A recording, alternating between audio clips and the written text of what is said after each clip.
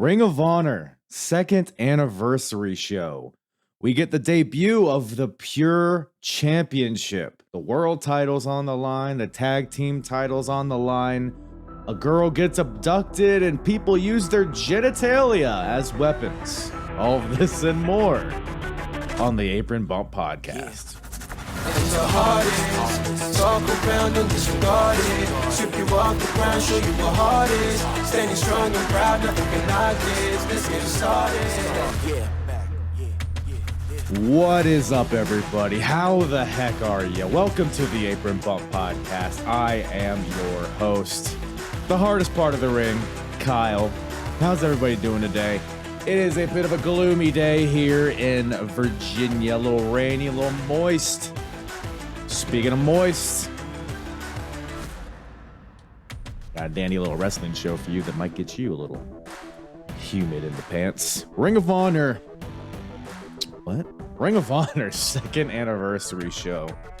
Of course, from 2004, we got on our hands here. Most notably, we got the debut of the Pure Championship. Finally, we've been talking about it for God knows how long at this point. It's a title that still remains today. I'll give you $1 million if you can tell me who's the Pure Champion right now. But we get the debut here. The inaugural champion is crowned in a one-night, 8-person tournament. That's right. We got eight lads in here vying for this new championship, and we will crown the champion on this show. Spoiler alert, it's a pretty fucking awesome tournament. From bell to bell, this might be one of the strongest Ring of Honor shows, just from top to bottom, that I've covered so far. And we've been through 2 years of Ring of Honor. It's been very hit and miss. You know, if you've been following the timeline, and by the way, if you haven't, feel free to check it out in the archives. You can go to apronbump.com and you can go to the episodes tab and select Ring of Honor, or you can go in the description and select the link that I have there. That'll bring you to all of the chronological Ring of Honor shows that I've covered thus far, starting from the very first show all the way through 2 years up to this point. Where are we at? February 2004 for the second anniversary. But like I said, it's been very hit and miss. There's been a lot of growing pains with Ring of Honor. A lot of guys have come and gone already. Some more guys come back that have gone, but we'll get into that. But this show just felt like it had a lot of moments where it's like, oh yeah, this is like what I remember about Ring of Honor. Like this is what really just grabbed me by the happy trail and just shook me until I cried. Like this is the type of stuff. The feeling is here, ladies and gentlemen. You have Samoa Joe and Low Key just kicking the shit out of each other on this show. We got the Pure tournament is just full of talent. A lot of guys still going today. We got the tag team titles, the Briscoes versus the Backseat Boys. We got a crazy 6-man country whipping match. Carnage Crew and Special K. A lot of shenanigans, to say the least. But, yeah, this show's chock full of stuff. We get into some sexual maneuvers, of course. And me just saying that, you probably know who my guest is, but if you don't, I'll let you know. We got Matt Ritter from Creation World returning to the show. Always a good old time with my boy Matthew. You can check him out on the Smackin It Raw podcast live every Saturday night. You can also check him out on Getting Offed, which also goes live every other week, every other Sunday. Creation World is the banner in which Smackin It Raw, Getting Offed, Creation Conversations, everything is under that Creation World banner. So if you like pro wrestling, you like horror, or whores, I guess, all that nerd-ish, go check them out. I've been on Smackin It Raw a bunch of times. It's always a fun time talking the weekend wrestling, the current scuttlebutt and what have you. So always a good time. I was just on there a few weeks ago at this point, so go check it out if you haven't checked out the Smackin It Raw podcast. It's just a couple of guys and gals just getting together and just joshing around, pulling each other's puds. It is a good old time. Go check it out. All of that will be in the description below. All the social medias, the websites, the link trees, the omegals, the grinders. All of that and my grinder as well is in the description below. Apronbump.com for all my full episodes. Listen to wherever you listen to podcasts. Watch on YouTube. Like, subscribe, ring the bell, jiggle my balls, slap me in the face, spit in my mouth. Do all of those things. Add Apron Bump on all the social medias: TikTok, YouTube, Facebook, Twitter, Instagram, MySpace. What else? I think we might as well just jump right into this, huh? We got a big old show in our hands. Second anniversary. It's chock full. It's full to the brim. It's brimming with feces, and it's coming your way right now. Ring of Honor, second anniversary with myself and Matt Ritter from Croatia World, from Smackin It Raw, from Getting Off, from Croatia Conversations, from the lemonade stand down the street, from the gentleman's club around the corner, from... All right, let's get into it.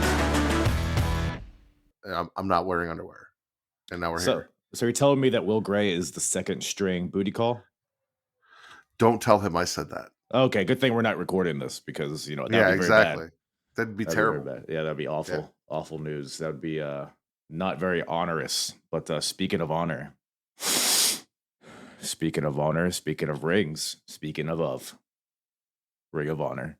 What'd you think of the show, buddy? Is this your first Ring of Honor show that you've ever watched? This is the first full-on Ring of Honor show I've ever watched.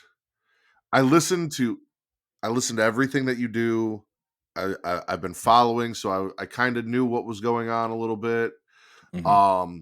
You were like, 4 hours. Normally they have like this, the first show had flashbacks, so it probably won't be. No, it was 4 hours. Well, no, like the last hour was flashbacks. I don't feel like that was an hour. I feel like that was only like 10 minutes. No, I checked because there was like 2 matches left and there was like over 2 hours left in the deal. And I was like, there's no way. Like, unless they're going like 60 minutes for this finals match.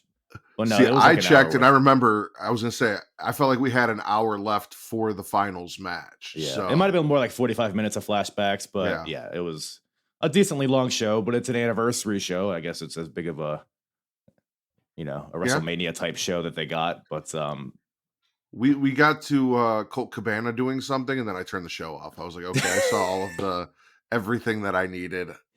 I'm good. Yeah, I did the exact same thing. He has this. It's like a jokey talk show segment, and I saw him, and I was like, maybe he'll have a funny guest, and then it's just the biter, and then I'm like, which I don't know if you even caught that much. It was Ace Steel was his guest. Yeah. But they did something like that on the last Ring of Honor show, and it was a waste of time. So I was like, all right, fuck it. I've seen enough. So I'm just assuming that the clothes he wore at the end of the show for his talk show is what he wore into the courtroom when he was suing CM Punk. Oh, was it like a t-shirt with a tie picture on it? Yeah, except I don't think it had sleeves. Oh, that's right. Yeah, that's right. Yeah, shame we got no CM Punk Colt Cabana interactions on this show, but old Colt is injured at this point. So, I mean, I got a lot of young CM Punk, so I was happy. Like, oh yeah. So I've made a note before, like the rest of my notes. Please. Watching Ring of Honor second anniversary was like, when production wise, it felt like the ECW shows that we've watched, or like indie horror flick on Amazon. Like, it's not what you get watching WCW, WWE, WWF, even back at this, especially with WWE back at this time. Like, it's not high production value. Mm-hmm. It's more of, because technically it is a super indie. It's more of like an indie production, It felt very much ECW 1997 in the production style. Yeah, and a lot of the same characters from later ECW as well, which we'll touch on. But yeah, I agree. I mean, it's especially like if you watch 2002 Ring of Honor, you'll see like the strides they've already made in their production. Like, it used to be just like the house lights with a fucking basketball hoop in the background, and the audio was awful. And the audio is like not perfect here, but you can at least hear pretty much what everybody is saying for the most part. Yeah, I mean, there's indies today that have shittier audio than this. So yeah. But the overall theme of this show, we're crowning the first ever pure wrestling champion. Which who is the current pure champion? I meant to look this up. Is it still Wheeler Yuta? I don't know. I mean, if it was, you'd have the belt. So if you don't know, how am I supposed to know? It might just be catching dust in my luggage. They don't defend the pure championship on Dynamite, and Dynamite's the only thing I watch really for the most part. So like, right? Okay, it is Wheeler. Okay. But yeah, well, that's good. That's how it should be. I shouldn't know really. If I'm not watching Ring of Honor, I should not know who the pure champion is. So correct. That's not too shabby. But we're gonna crown the first ever champion here, and it's view of who the. Oh yeah. Well, we'll get to that. It's an 8-man tournament, right? Yeah, it's a single night 8-man tournament. Which would make Travis happy because he's always maintained that when you do something like this, like the King of the Ring, the tournament should be the show. Everything should happen in the show. We very rarely do we get it with King of the Ring, where like the whole show was just the King of the Ring. Mm-hmm. But he was always adamant that it should be the show. And we got the pure tournament as the basis for the show. So you got to see, and I do like the idea of like, okay, now we're at the finals and we saw, not to jump to the finals, but like the stuff that has happened to people throughout the night affecting them in the matches, like selling stuff from earlier. So yeah, I think there were some parts where it was a little sus, but again, we'll get into the specifics. But yeah, like you said, that's kind of the running thread throughout the entire show. We start at 8, end at 1. But we got some other stuff too. We got the tag titles being defended. We got a 4-way for the world title. We got a 6-man strap match. How do you think the show is paced? Because for me, like single night tournaments can get a little like monotonous sometimes, but I feel like they had enough stuff in between to make it where it wasn't that. I will agree with you. I will tell you, this is not my kind of show, right? Yeah. Maybe that's why it felt like 4 hours for me, because if you guys listen to the Smackin It Raw podcast, you've listened to me on here, I'm very much I'm more so of like the story, the drama outside of the ring. Like I enjoy good matches, but like match after match after match after match sometimes can wear me down a little bit. I need something in between. And the only thing that I got that was kind of up my alley was the stuff in the 6-man strap match. And I can't wait to talk about that. That was your match of the night, huh? That I wouldn't say was my match of the night. I will say for what I enjoy in professional wrestling, there was a little more drama and substance there than just like really good match after really good match after okay match after really good match, blah blah blah. Yeah, that was some Lifetime movie shit that we got there, but man, we're just edging the audience here, tickling the balls. Let's get ready to unload over my face. But we start off the show. We got Joey Samoa here in the ring, a little pre-tape before the show. In a suit, Samoa Joe in a suit, which is a sight, works for him. And, as of recording this, Samoa Joe still... Wait, have you seen Revolution? I asked Katie last night when we got on Getting Off. I have not watched it. I saw clips of what Darby did with the glass plate, and I do know that Joe retained. Okay. I didn't want to spoil. I also know that Tony retains. So like, yeah. It's a good little ditty. I would take a gander at the show. But Samoa Joe champion now. Samoa Joe champion in 2004, and he's kind of just going over because we're bringing in this new singles title. So Joe's like, man, they gotta invent a new title because nobody can beat me, and he's approaching a year as champion at this point. And he's going over how he took the title from just a joke, who gives a shit championship. He's taken it overseas. He's made it a world title. All this shit. Well, I mean, what were your thoughts seeing Joe here as champion? Joe, I mean, this is 20 years apart, roughly, right? Yeah, almost exactly. Joe has always been Joe. Like, I've seen Joe in TNA. I'm now seeing him in Ring of Honor. I've seen him in NXT. I've seen him on WWE TV. I've also seen him in AEW. Joe is Joe, and it fucking works, and he's fantastic. Young, old, whatever. Mm-hmm. He has that presence in everything that he does. He has that attitude. And you do really feel like in every situation. He's just someone that's gonna fuck you up. Yeah. No, and I love him for that. Believable. Like, he's genuine. And I was thinking, like, do I like this version in 04 or the current version? And it's like, really, it's not like that different. He's evolved with the times, but like, it's ultimately the same Joe these past 2 decades, which is awesome, to your point. But he'll be defending the title, and that's another gripe he has. He's like, oh, they have this new title, and now I got to defend it at a 4-way. Yes? Oh, I thought you were raising your hand. No. My daughter's knocking at the door. She wants to show me something, and I told her, listen, Daddy's doing a podcast. You need to go get Mommy. She's upstairs. Show Mommy. Right. Well, does she have thoughts on the Pure Championship and the lineage and the history? Zoe, are you still there? Do you have any thoughts on the Pure Championship and the lineage and the history of ROH? You do? What is it? I figured she might. She didn't say anything after this. She just said, yeah, and that was it. God, she's just like my cats. It's like I ask them a question and then they immediately pipe down. Not to sidetrack, but so you have cats, right? We have a cat. It was my wife's cat before we got here. The only time, like, I've bonded with this cat. I was never really a cat person. I love Fritz. I bonded with this cat. However, the only time this cat is affectionate is if I'm on the toilet. Then she wants to be like rubbing on my feet. Other than that, she doesn't give a shit that I exist unless she's hungry. But every time I go into the bathroom, she is like there. And I'm like, dude, this is my time. This is my space. They want to protect you because you're vulnerable and they want to protect you from evildoers. Really? Allegedly. I don't know. This is one of these things that people are like, it's people that get into the psychology of cats. Oh, they scratch because they're anxious. Like, would you ask them? Did you give them an interview? Like, how do you know this? But I digress.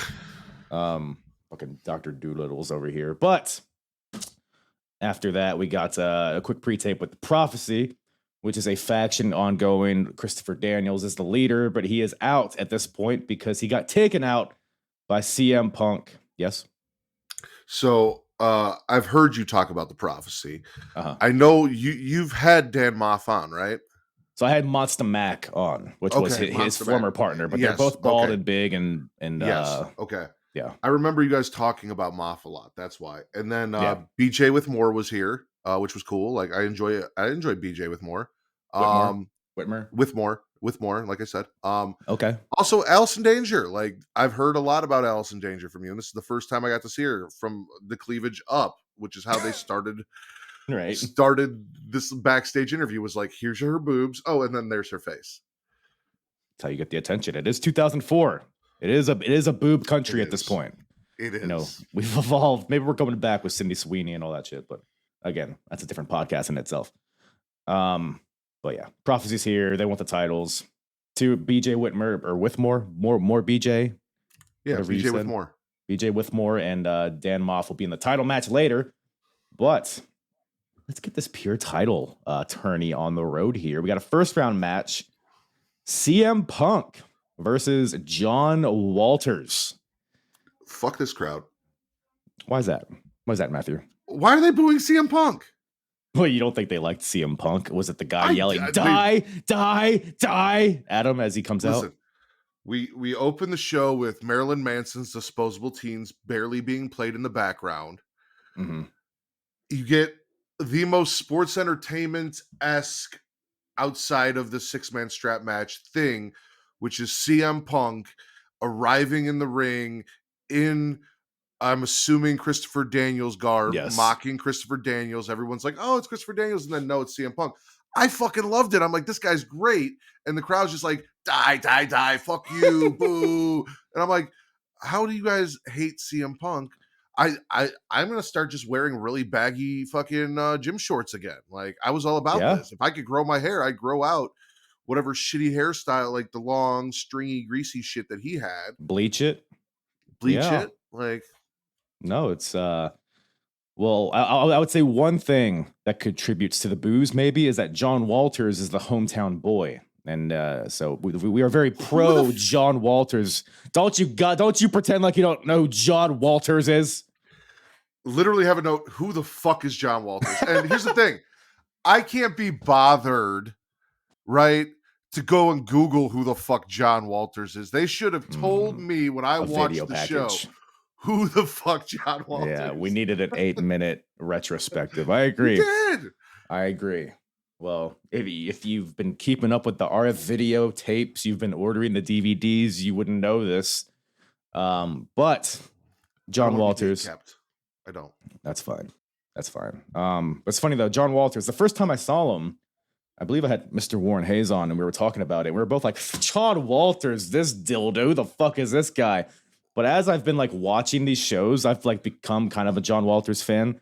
He's like just a very like nondescript white guy, just a tall, lanky guy who wrestles. That's what I got.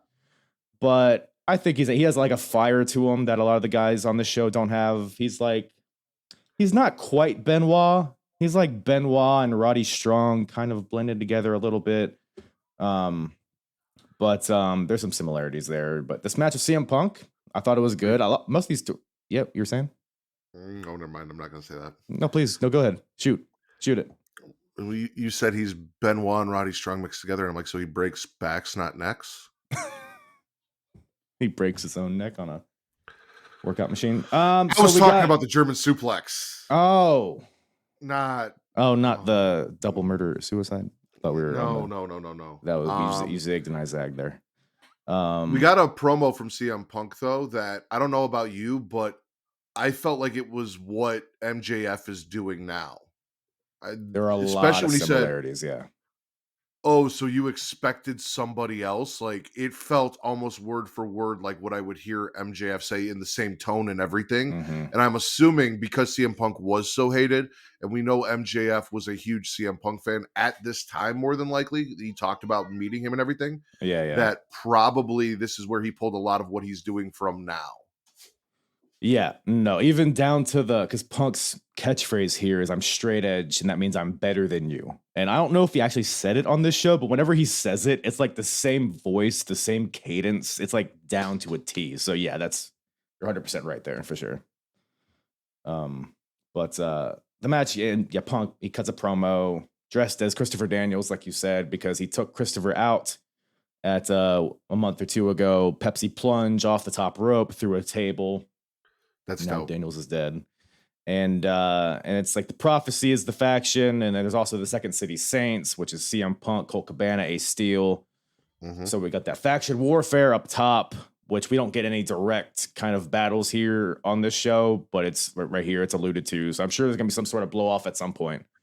What does Bobby the Brain Heenan have to do with all of this? Because they mentioned that Bobby got CM Punk in the tournament. Yeah, I was very confused because Heenan has not been on any of these shows. Okay. I don't know. I was excited. I'm like, that's dope as shit that somehow Bobby the Brain Heenan's like, this CM Punk guy is so good, I'm going to go do this over here after being who Heenan is. I mean, we got Jim Cornette on the show, which is something of similar ilk. Yeah. Not physically here, but, he's here. His energy's here. But yeah, the lore, I guess, is that the Brain negotiated CM Punk into this tournament because CM Punk's not necessarily like when you think of pure wrestling, you don't really think of CM Punk, but okay, maybe you do, but literally everybody else doesn't. So there's a lot of these, at least like these first round matches, it felt like they were all like relatively quick, but they were like pretty much sprints of matches. Like they had a lot of energy to them. They kind of got right to it, which is kind of what this one was. Walter's getting all his stuff in. He got some backstabbers, some lung blowers, the Hurricane DDT. I have that in my notes. I was like, I'm going to be on Apron Bump. I need to write down that moves happen. And I wrote that Hurricane DDT was really cool. That was, yeah, a little, how would you describe it? Pantomime it for me. Pantomime the Hurricane DDT for you. Do it on Chucky over there. Do it on Chucky over here. Yeah. That's good for him. Yeah, right? Chucky's looking a little stiff over there. Yeah. But so are you, I guess. So he didn't sell it at all. Damn, fucking Will Ospreay over here. Am I right or am I wrong, fellas? But yeah, Walters hits a how's this match end? Oh, yeah, Walters rolls up CM Punk. Punk counters it into like a tiger suplex style bridge without the suplex, which I thought was a slick little pin. and gets the win kind of out of nowhere. But I thought it was a pretty smooth finish, and it was a pretty fun match. What do you think about it? CM Punk's the best in the world, and Noted. should have won because who the fuck is John Walters? No, I like I said, I enjoy CM Punk. I enjoy watching him both wrestle and like you said, John Walters wasn't bad. Like you're becoming like I didn't know who the guy was. Yeah. I don't know 50% of every match that we watch Right. on this show. I know one half of every match on this show, like from my viewing experience as a wrestling fan for over however many years. Mm-hmm. So like it was cool to see other guys doing things and stuff like that. But I didn't give a fuck about John Walters. I assumed Punk would win. I would have been upset had he not. Mm-hmm. So started off the show good because my hometown boy, CM Punk got a win, even though the crowd hated him. Would you have turned off the show if John Walters beat CM Punk here? I might have turned it off and just came on and been like, so I got through one match and fuck you for making me watch this. Right. It would just turn into a CM Punk tribute show. Which I mean, we still had Samoa Joe, we still had AJ Styles, we still had Chris Sabin. Like we had people I know, so I probably would have hung around and been like, okay, but I would have not been in the mood that I am here today if CM Punk had lost in the first round of this tournament. Can't blame John Walters. You put some respect on John. I'm broadening your horizons. Now if John Walters pops up on AEW, you can be like, I know that guy. Hurricane DDT. Boston. Yeah. So one thing I noted, how do you feel about commentary in ROH? Okay. First like a year and a half, 2 years. Some of the worst commentary I've ever heard in any wrestling show. I don't know if I've just gotten used to it or if they've like calmed down a little bit. I didn't particularly mind it on this show. It's very wordy. You know, there's not a lot of dead air, but they do what they can to get the stories over and to recap everything. So I didn't mind it on this show, but I don't know. What did you think about it? My note says, not feeling commentary. The play-by-play guy sounds like a virgin. You're talking about Gabe Sapolsky, who is Chris Lovey is his alias, but the guy that sounds like Jerry Seinfeld? Yeah, it sounds like a virgin. Yeah. He probably is. He probably still like is. He's never seen a vagina in real life. Yeah, I'm trying to think. There weren't any women in the ring, I don't think, on this show. I mean, Allison Danger came out to the ring at one point. Yeah, they love, when any woman gets in the ring, they're like, oh, look at this slut and her stupid tits getting in there. Was she going to just suck everybody off? Which is big virgin energy. Kind of exaggerating, but not really. Just the words are different, but that's basically what they do. But yeah, no, that would confirm that suspicion of yours, I think. Do you think Doug Williams is a virgin? I feel like I've heard the name Doug Williams, but I didn't know who Doug Williams was. He's been in TNA, the British Invasion with Magnus. Okay. He was X Division champion. He was there for a bit. So that's probably where you've heard of him. But he's been wrestling. I mean, he retired a few years ago, I think. I don't know, maybe he came out of retirement, but he's kind of bounced around everywhere. The Indies, both here and in Europe and Japan. I was gonna say it's a name that I've heard, and I couldn't put a face to the name, and now I can. Does this do anything for you? It does a lot for me. It gets me really hard. This is the thing he did. Whoa! Every time I saw it, I became the hardest. Oh, you're the hardest. Well, no, you're the hardest here. Oh, I mean, I became my hardest, which still isn't as hard as your hardest. You are the hardest. All you gotta do is become your hardest. That's what I always say. That's what my wife tells me. Strive to be your hardest, nobody else's hardest. Well, Chris Sabin's here, and Doug Williams. I didn't even recognize him. Like, he's so young.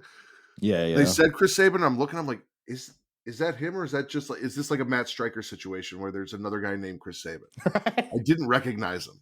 Yeah, he got the long hair. The body type's kind of the same, but the style's still pretty similar. I mean, I think he just lost the X Division title a few days ago, but he's still going at it. And I was okay. So I just made this connection like a few weeks ago. I was watching something with with the softest part of the ring where Chris Sabin was there. So like the Hail Sabin thing that people chant. Yeah. I just made the connection that that's a reference to Hail Satan. I mean, I realized it as soon as you said it.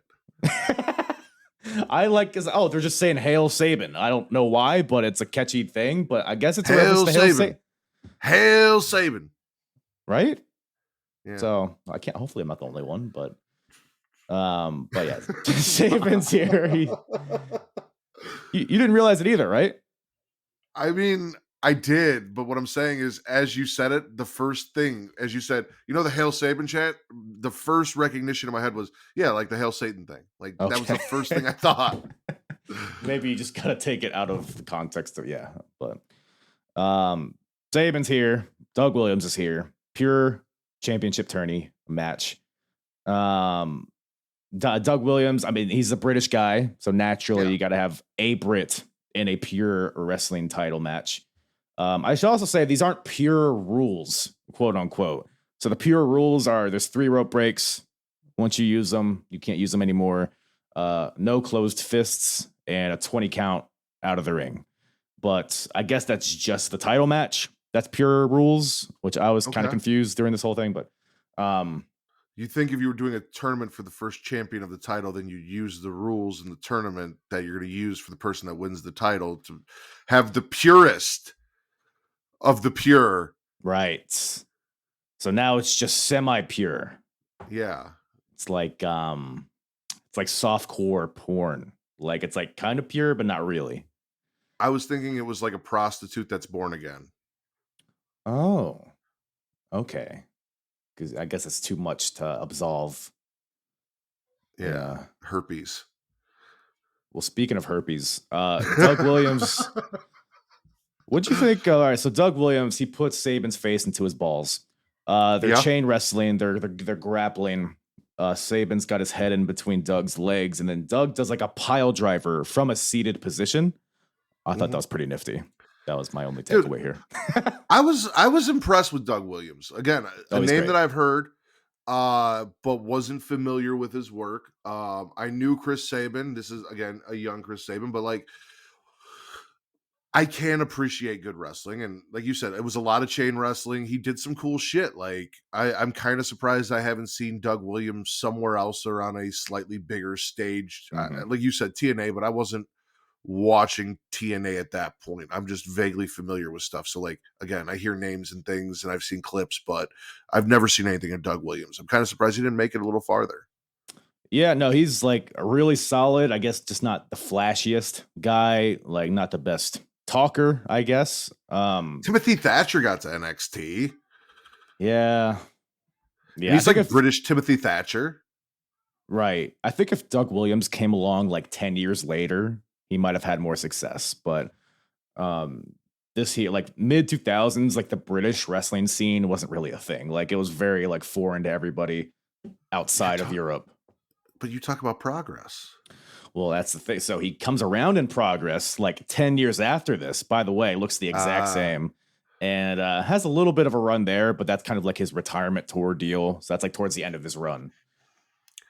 It's one of I got 2 things left to become the hardest the cycle Grand Slam champion. Yeah. It's a goal of mine. Yeah. The reason I'm watching ROH today, not because I'm interested in ROH, it's because my goal is to become the hardest Grand Slam champion and have covered one of every show on this channel. And WCW, which I'm avoiding at all costs because we're still in the worst part of WCW and I've already lived getting through it better. It's getting better. You get to see what I love, which is DDP and the growth of DDP. So I will give you that. But also, I need to watch a full British Progress show. I told you, I'll do a double show. I don't give a shit. I will do, listen, I'll put on a 60-minute Broadway for you, all right? I'll do a double. I need this championship. I'll do whatever it takes, Kyle. Yeah. And Katie is very upset that I'm ahead of her in this goal because she's now tried to take it from me. So you'll watch 6 hours worth of Progress? I will, for you, to win this title. I think it's you. I think Charlie's the only one in contention other than you. I think he's just missing WCW. So I'll keep him locked in the basement until you get it. Appreciate that. Anything for you, buddy. Speaking of getting locked in a basement, Saban's locked in the basement of Doug Williams' grasps as he wrestles him balls by his dick and balls. More on that later with Doug Williams. But in this match, he kind of just dominates Sabin, like in the chain wrestling department. But then Sabin gets some distance, starts hitting his like springboard drop kicks and all the high flying shit. But during the match, Doug is like working on the neck of Sabin. So there's one point where Sabin like goes for a suplex, but he can't do it. So he like calls an audible and does like a swinging neck breaker instead, which I thought was a pretty cool bit of psychology. Sabin hits a springboard DDT for a 2 count, the cradle shock for a 2 count. But then ultimately, Doug Williams hits the Chaos Theory German suplex for the win, which you've probably seen Chad Gable do. And I would say, if anything you need to know about Doug Williams, is he's the one, I believe he invented it. I know he did it before Chad Gable for sure, but that's pretty much where it originates. So, okay, you've experienced him secondhand through Shorty G. So Shorty G Unit. But yeah. Any other thoughts on this little ditty? No, like I said, it was a good match. It was fun. It's nice seeing a young Chris Sabin, learning who Doug Williams is. Doug's great. We're gonna see him again. But at this point, I didn't really expect Chris to move on, but I also didn't I was vaguely familiar. I didn't know who was gonna win, so that was kind of cool about this. Yeah. In my head, CM Punk was beating the nobody that he wrestled. The next match, when you see how I described who's in the next match, you'll see how I kind of felt. I knew where it was going to go. This one, I had no idea. It was kind of up in the air for me because it's, again, still a very young Chris Sabin. And then a guy that I've heard of but never actually seen it. I wasn't sure how big he was here. Right. Yeah, Sabin had only been wrestling here for probably like 2 years. So he's very new. They mentioned something like this is the first big thing for him. Yeah, because in Ring of Honor, he's been kind of a jobber, but he got his first win, maybe his first big win, at least at the last show. So he's got some momentum behind him. So I thought he might be a contender, but I guess not. Well, we got Matt Striker. We got Josh Daniels, 2 guys, which I'm sure you're very familiar with. That's okay, because I wrote down Matt Striker versus American Lance Storm. Oh, okay. I like that. Are we sure he's American, though? I think so. Josh Daniels. That sounds very British. Very just generic. Let's see if he even comes up on Google. Josh Daniels. Nope. Musician. Wrestler. Let's see. He's an actor, is how he's described. So that's not a good sign. American professional wrestler. Born in 1980. Joshua Daniels. Syracuse, New York. Yeah. American Lance Storm. You're not wrong. It seems like not to make a Chris Benoit comparison again, but it seems like everybody's trying to be Chris Benoit, with the long tights and the chops and the suplexes. It just seems like everybody's going for that style, the short hair, they all kind of look the same. I mean, this is the best and worst time to do it, depending on when this show fell. I'd say there's probably a worse time. I would say right now is probably a worse time. Yeah. But I digress. Well, we got Matt Striker. Were you expecting the other Matt Striker? What do you mean? Listen, this guy, I don't remember him looking like this, but he really taught, American Lance Storm a lesson. He took him to school. What else? Love the unibrow and his finisher, the unibrow lock that he won with. It's the Striker lock. It's the unibrow lock. It's in my notes. I wrote it right there. I wouldn't write down something that wasn't true, Kyle. You want to know something funny, though? That's not the name of his submission, but his Death Valley driver that he does is called the Brow. So that is his character. I have a unibrow. I am not a teacher, is Matt Striker. I'm slightly disappointed that I listen to everything you do because I have heard you repeatedly say over and over again, not the Matt Striker, not the teacher. So I knew what I was getting into when he came in. I much rather would have gone in and been like, that's not fucking, who the fuck is this guy? I've had people come on, watched the show, and still thought it was that Matt Striker, which he used to have shorter hair, so he used to look a little similar. But Matt Striker did one maneuver in this match that I have a clip of, and I want to get your thoughts on it. Okay. Knows what's at stake here tonight. He's going to be extra aggressive. Thoughts? Effective. erotic. Mhm. It takes a lot of skill to do a cross body with just your crotch and take someone out. You have the hip strength required to Uh-huh. thrust another man to the ground with just the crotchal region. Right. I mean, let's see if I can Look at that. pinpoint. Boom. Right there. You see how he right there at the end, the hump, right? Yep, right there. And Here. 2, More. 3, Oh, and the thrust right there, right there it there. is. That's all in Dragging the his balls thrust. across his chin with the Yeah. thrust. Devastating maneuver. Right. Now the question is, do we think he was erect when he executed this flying cock? Let's see if we can pinpoint. I don't know.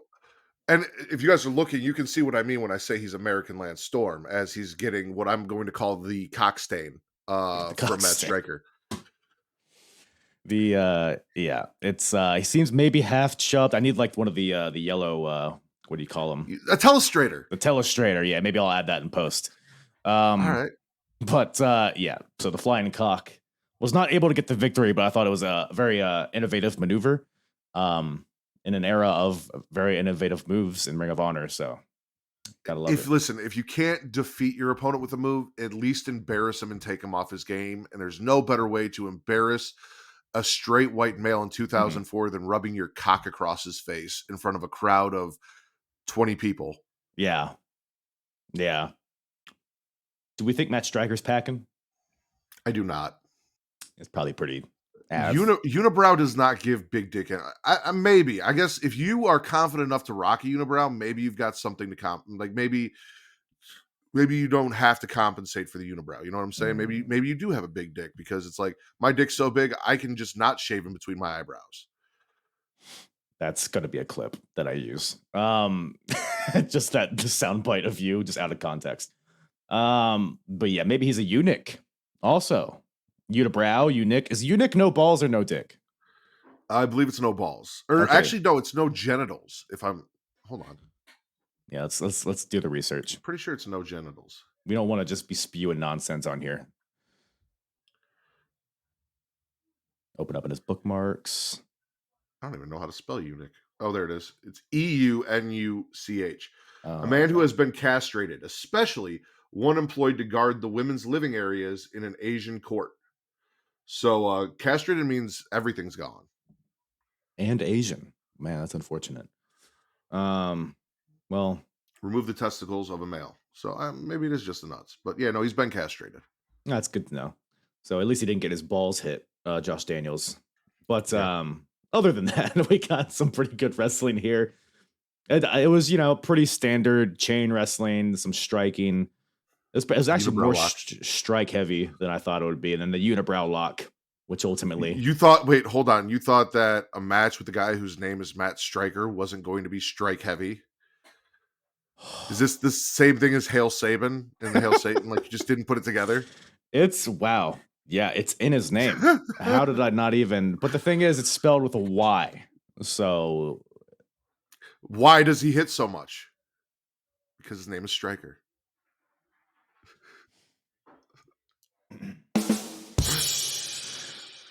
All right. Well, Matt Striker gets the win, and we're on. We're moving on. To somebody you may know, a guy, a fella you may have heard of, Jimmy Rave, huge Jimmy, fan. big fan of Raves and Jimmys, and AJ Styles. We got AJ versus Jimmy Rave. So there's actually been a pretty long build to this, even though it's just another first round tournament match. This is kind of like a teacher versus student deal here, where Jimmy's like the protege of AJ Styles. He's Rave. The Jordan Devlin to AJ Styles Finn Balor. Oh, wow. You're using his government name, Jordan Devlin. This guy knows independent wrestling. Look at this guy. He wants his One Ring of Honor show, and he uses, his dead name. But I watched NXT UK. Yeah. So, yeah, I guess Doug Williams wasn't there. That's surprising. Yeah, that's what I'm talking about. Well, Jimmy is a jobber here. He's never won a match, I don't think. He's just gotten his ass kicked for months in every match that he's in. And every time he loses a match, he gets berated backstage by AJ Styles. Like, like Jimmy will be in a match and his opponent will like hurt his neck, but then Jimmy won't go after the neck because he doesn't want to because he's a good guy. And then AJ's like, Okay. what the hell? Wow, go attack the neck. You gotta break his neck. AJ is. So now we're here, hopefully for AJ to steer Jimmy in the right direction, which I would say maybe we get a little sense of that. Yes. So again, I've realized something. I know these people because I listen to you talk about these people. You were the only person that I know, because like Doug Williams, it was this show. Listen, you talk about him. Jimmy Rave is a name that I've heard, and I was trying to think where the fuck it was here. It was the Apron Bump. Listen, not only is the Apron Bump entertaining, but it is educational, because now I see Jimmy Rave and I'm like, this is the guy that Kyle talks about. That's yep. Rarely. But I've heard the name before, and now and it makes sense because of what happens in this match, right? What you were talking about with the neck and the issue that AJ has with Jimmy, now protege versus teacher, and Jimmy does go for the knee and he hurts AJ hurts his knee, Jimmy goes for the knee, and then as opposed to berating him after, he's like, no, you did what I've been telling you to do. Good job, kid. I'm proud of you. You finally got that killer instinct. There you go. I mean, you laid it out perfect. Yeah, AJ did the springboard reverse DDT that he always does, but tweaks his knee. And then Jimmy's like, oh, I don't know if I want to. But then he drop kicks his knee and then goes for this really shitty ankle lock kind of deal. But it was like he was hugging his calf and bending over. Like, I guess he's just trying to make it a little different. But no, listen, it was the conflict, right? Like we talked about it. He doesn't want to. He doesn't want to hurt people or go after their injuries. So after he did it and he made that conscious decision, he had to hug AJ and he was holding him. He's like, I'm sorry. I'm so sorry. I didn't mean to hurt you. I didn't mean to hurt you. Which is why he didn't get the win from it. It wasn't a submission. It was him hugging it and trying to make. I'm surprised he didn't kiss it and make it better. See, you're just seeing all of these psychology based things that I'm missing, which is why I'm glad to have you here to really steer me straight. Trust me, the last place I'm steering you is straight. Here, I'm straight as the arrow. A curved arrow. But broken arrow. That's the same. Well, AJ, by the way, do you happen to remember Michael McGillicuddy and his McGillicutter? Yes. So I remember Michael McGillicuddy. I do remember the McGillicutter. I was a huge Curtis Axel fan, maybe the only one. You could not have convinced me that Curtis Axel was not going to be the next John Cena and or Randy Orton, and I was very wrong about that. Just a bit. I think Michael McGillicuddy had more steam, but I bring that up because AJ does the McGillicutter, and I didn't realize till I just read it here that I just typed McGillicutter as if that's like what everybody knows this move as. It's like I don't even know. It's the only way I could describe it. It's like a neck breaker, but backwards. A spinning version of it. But AJ. I've also always wondered if Michael McGillicuddy was in some way, shape, or form related to Beulah McGillicuddy. Do they spell it the same way? That is a good question. Let's see here. That is a very good question. Michael McGillicuddy. Michael. How do you spell McGillicuddy? It's not even a real word. And Beulah related. Let's see if anything comes up. What is the name? He spells it McGillicutty. And then Beulah should be a lot easier to find. Yeah. I think as soon as I type in Beulah M. She's on your hard drive. So. Also spelled McGillicutty. Wow, we just cracked the code. This is what everybody's been wondering. Michael McGillicuddy is the illegitimate child of Tommy Dreamer and Beulah. I like that. This all makes sense because B Team, right? Tommy was in ECW, which was like kind of the B Squad, maybe. Huh? Hold on. He's taking his pants off for anybody listening. I'm not wearing underwear, so that's a big old cock you got there. That was what, 1997? Tommy Dreamer when that happened? We were watching 97, 96? 96, 95, maybe. Do you have the pile Alright. driver? No, but Uh-oh. when we look at 1996 Tommy Dreamer, and then we look at a picture of Michael McGillicuddy, you'll see that they are father and son. Right. I could see it. Because now I got to pull up Curtis Axel. So he's not Mr. Perfect's son. No, he's not, because he looks nothing like him. Yeah, they wear different Mr. Perfect tights. had no idea. They have different hair colors. Yeah. This is starting to make more sense the more I think about it. So, yeah, no, look it up. Look up Tommy Dreamer and Curtis Axel, put them side by side. I'll put it here. You will see the resemblance. Boom. I could see it. Maybe I'll ask. I'll throw it out on X. Hey, Tommy, is this your kid? And he'll answer probably. He's got nothing else going on. Well, I'll tell you who is not Tommy Dreamer's kid is AJ Styles. Because he wins this match with a discus lariat, which I thought was huh? What's up? He's not Tommy's kid because he wins the match. That's the reason why. Yes, because he knows how to pin somebody for 3 seconds. Fair. I'll give you that. So yeah, discus lariat for the win, which I thought was a unique finish for AJ. But I saw this and I was like, oh, he's probably moving on to the finals because he's probably saving his Styles clash for a later match. But yeah, AJ wins, and then we get a little backstage segment between the two where Rave, like you said, he's like, "Oh, I'm sorry, I didn't mean to hurt you," and AJ's like, "Oh yeah, it's all good. Yeah, I would have done the same thing. Yeah, I'm AJ Styles." So, thoughts? Again, I enjoyed it for what it was. I do like the beat of, because the injured knee thing. Another reason why I thought the main event was going to go a different way, because it's a theme in another match in this tournament as well. And I was putting things together that apparently maybe I wasn't so, like, I was finding puzzle pieces. I'm like, oh, this fits and this is interesting. And I was doing that stupid thing wrestling fans do where I was trying to predict how the show was going to go before it ended instead of just enjoying it. Yeah. Like a jackass. Uh-huh. So that's on me. That happens. We'll talk about it as we go. What the fuck was this next segment, by the way? All right. Well, let me I don't know who any of these people are. You've got Great Value Young Bucks, and then I have, like, was this Great Value LAX? Like, who the fuck was out here? And what was this? I want to ask you, where does Jerk Jackson land in worst wrestling names of all time?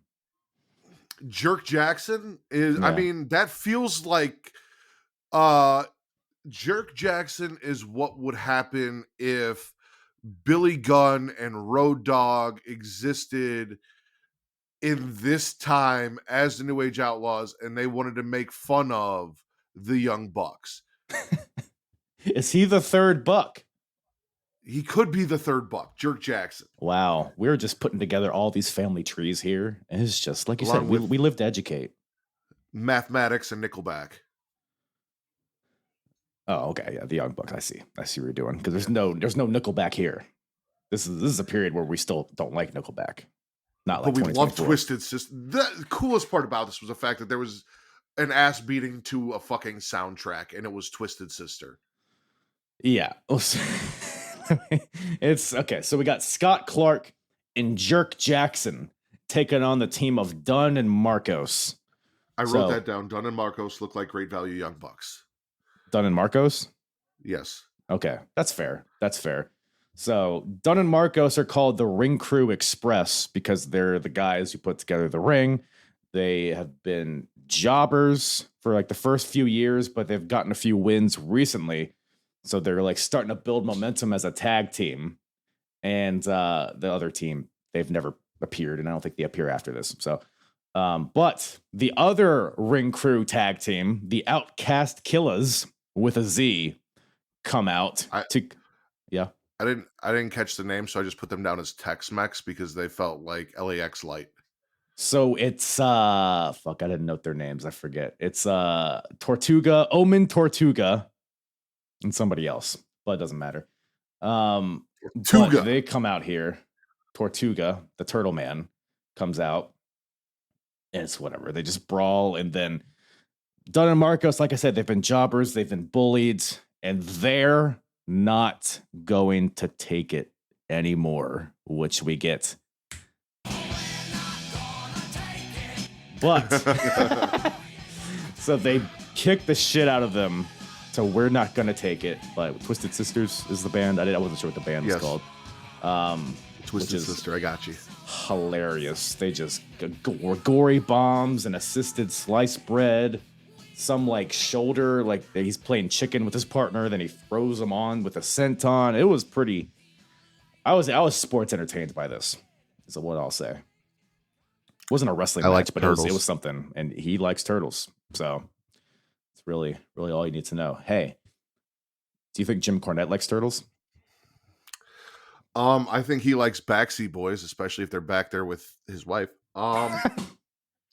So I've always wondered this, and I don't know how I've never asked you, because I frequently I'll listen to a show and I'll be like, hey, so blah, blah, blah, blah. I wasn't sure if the Backseat Boys was an actual tag team name, or if it was just something that you had dubbed these guys as like a joke or something. Nope. And then Jim Cornette's talking about him, and I'm like, okay, maybe this is an insult because it's Jim Cornette. You know how he is.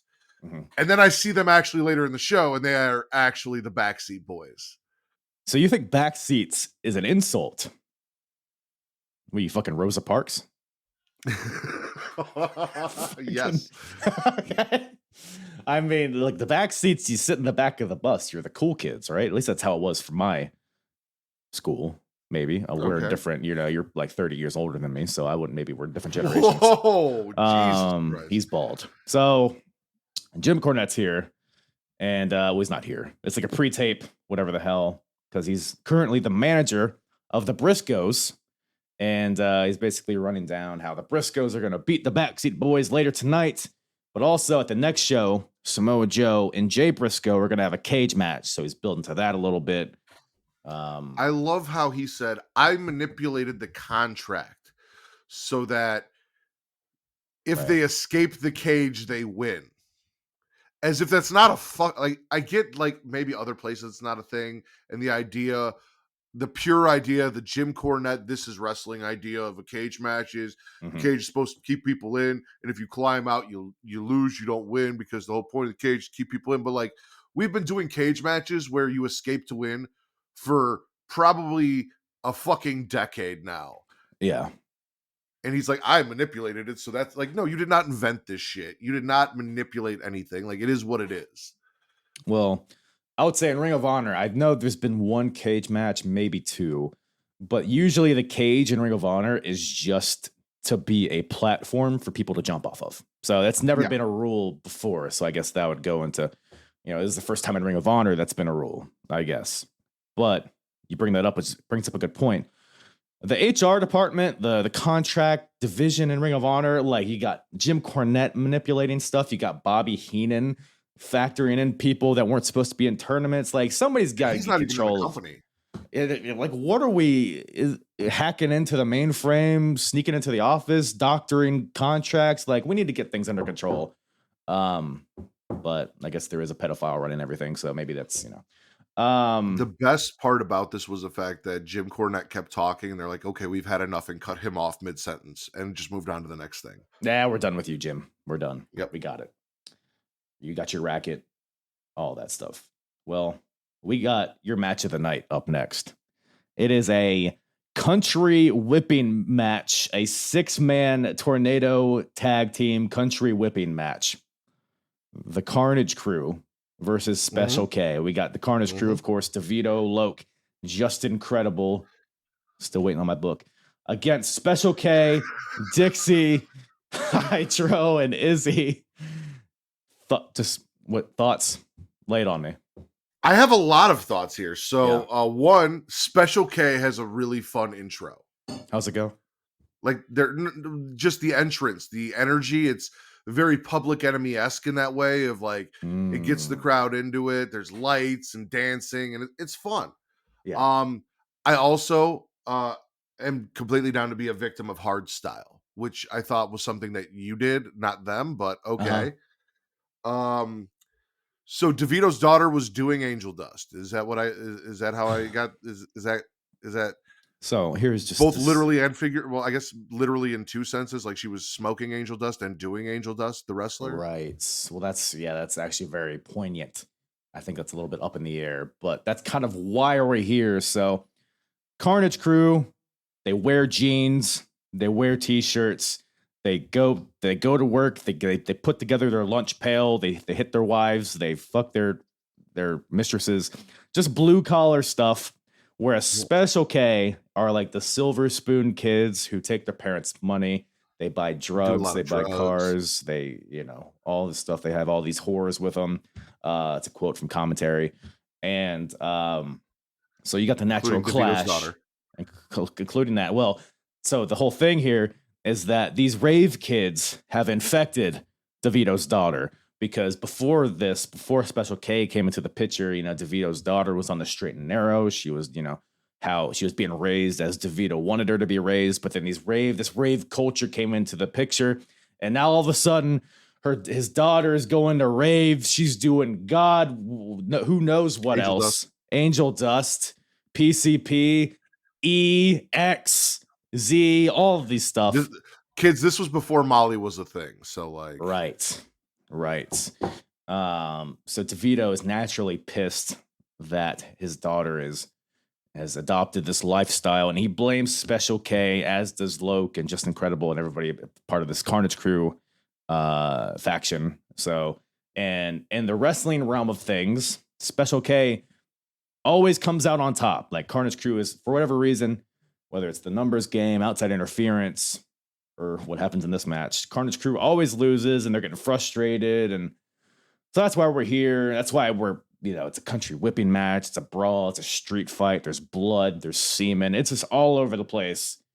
And so the match ends because Angel Dust comes out, who's not in the match, but he's a part of Special K. He's got a little girl with him. Well, little girl, I don't know. How old would you say she is? Maybe like 16? Yeah. I mean, definitely not off Gabe Sapolsky's radar. Yes. Well, it's not him. It's the other one. Rob Feinstein. Okay. Yeah. I mean, maybe Gabe too. But allegedly. They do it in pairs. We've learned that. Like Vince had an accomplice. Scott D'Amore had an accomplice. Like they don't I've always said, in wrestling, you don't do fucked up shit unless you have someone else to take half the heat. Right. That's actually a really good point. But Angel Dust has DeVito's daughter held hostage, which causes DeVito and Just Incredible to sprint backstage to go save her or whatever, which leaves Loke in the ring, bloody, beaten, and Special K is able to gang up on Loke, Phoenix Splash, pile driver off the apron through a table, roll him back in the ring, and pin HC Loke for the win. So Special K gets another win, and DeVito's daughter is abducted and doing angel dust, etc. In more ways than one. Why wouldn't commentary say who? So like they're like, no, that we can't say who that is. Like when Angel Dust showed up and he had DeVito's daughter, they like purposely refused to say that it was DeVito's daughter, and I thought it was weird. Even though DeVito and Justin had already run off after them. Maybe they weren't sure. Maybe they didn't get a good look. The camera resolution's a little sus at this point. Maybe they didn't catch it. Maybe they were looking away. Maybe they're looking at their phones. Don't know. But it's pretty much confirmed, because after the match, it cuts to like a pre-tape with Special K backstage. And Dixie says that Angel Dust is taking care of another DeVito, which, what does taking care of mean? Probably best not to speculate. But yeah. Not at her age. Yeah. The match was fun, huh? Yeah. Well, again, I liken Special K's entrance to Public Enemies or Public Enemy, and it was very much one of those kind of hardcore, all over the place, just spot after spot. Mm-hmm. Like if you want to turn your brain off and just want to watch people fly around, go through shit, get hit with shit, and bleed, like this is it, right? Yeah. And with a match with a card with a lot of wrestling matches, it's a nice breakup of like wrestling after wrestling after wrestling, and then carnage because Carnage Crew. There it is. Just as advertised. But yeah, these are probably like some of the stronger characters in Ring of Honor at this point. Because like you said earlier, it's a lot of wrestling, just for wrestling's sake, a lot of times, it feels like. But there's like a good story here. And well, there's a story here. And there's like two very like distinct kind of camps. And you can understand what's going on. So I enjoyed it. It was a good way to break up the monotony of the tournament and all that stuff. So outside of DeVito's Daughter's Age, which I was not aware of, that aside, the kind of storytelling that they're doing here this is the stuff that I get into wrestling for. Like, you abducted my daughter and you got her on drugs and now I'm gonna beat your ass. Like, that's my shit. That Jerry Springer shit is what makes me want to watch wrestling. It's like that South Park episode where they were making fun of WWE. Have you seen that? Oh, dude, I love it. It's like, you got my daughter pregnant or whatever the fuck. I don't remember. But yeah, Cartman comes out dressed like a girl. Yeah. It's of that vein for sure. So and we're building, I guess the next show, there's going to be a scramble cage match where it's Carnage Crew versus Special K. So we're building to that as well. So that'll be something. That'll be a thing that happens for sure. Yep. Well, we got GMC in the ring, Gary Michael Capetta, which, are you familiar with him at all? He's a former WCW ring announcer. He's in this corner. We got Ric Flair. You probably, if you heard the voice. Yeah, no. So until like, I want to say maybe 10 years ago, when everyone kind of started making a big deal about ring announcers, I never really like, when Howard Finkel was doing his thing in WWF, outside of Michael Buffer, because Michael Buffer is fucking Michael Buffer, right? Like, I never paid a lot of attention to the ring announcers and who they were. And then like Lillian Garcia was a thing and she was singing the national anthem. And then Howard Finkel would get his flowers later and stuff. And then like we started putting more emphasis on how well the ring announcers do their job, I feel, within like the last 10 or 15 years. And that's when I sort of started paying a little more attention to what was going on with them. Right. Well, Gary Michael Capetta's here. He's like the general manager, I guess you would call it, the authority figure in Ring of Honor at this point. And he calls out Julius Smokes because he wants to know where Homicide is. And you're familiar with Homicide, yes? LAX. I'm familiar with Homicide. I am from Chicago. It's not foreign to me. Is he from Chicago? No, he's not. The wrestler Homicide. Yes, I also know him. Okay. Yes, very familiar. Yeah, no, he was in LAX, and he showed up, I think, for an episode of AEW. Like, he's done some shit. Yeah. We're in like the midst of his big singles run here in Ring of Honor, but at the last show, the show ended with Homicide leaving, and he's like, I'm leaving Ring of Honor, or like, I'm taking a break from Ring of Honor, and nobody knows where he is. So Gary Capetta calls out Julius Smokes, who is one of Homicide's friends, and he comes out here to cut a promo, and I'm just so fucking annoyed with Julius Smokes. I mean, he's just so fucking annoying, dude. I looked at him and I'm like, all right, but I didn't understand a word that he said. I don't know if it was the audio or if it was just like the way that he talks. The Rockwaller 2000 Triss is coming. Can you feel it? Oh, yeah! It very much like, where's Homicide? And then he kind of went into like almost an Ultimate Warrior-esque like ramble of shit that had nothing to do with Homicide. I heard him at one point say, I don't know where Homicide is. And then he just kept going. And it's like, bro, you answered the question. What is the rest of this? If you don't know where Homicide is, why are we even doing this? Yeah. So, but he's building. So there's a Rottweilers faction, which is another faction. It's Julius, it's Homicide.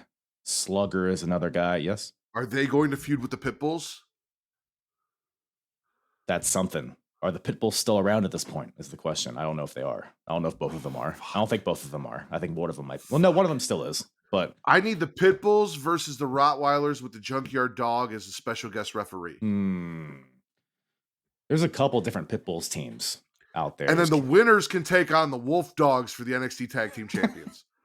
And Michael Vick can referee. So we got come on. Whoa.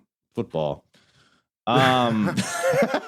So yeah, that's really the segment. It was a waste of time. But we got the semifinals of the Pure Wrestling Championship. underway here. We got CM Punk versus Doug Williams. Yes. So I looked at my notes for this, and I'm mad I didn't put it earlier. And maybe I just wasn't paying attention to the first Doug Williams match as much as I paid attention to this. Mm-hmm. But kind of like I said, whatever the fuck that dude was American Landstorm. Like, I know you said his name, and apparently he's Josh Daniels. Yeah. Anyway, not important.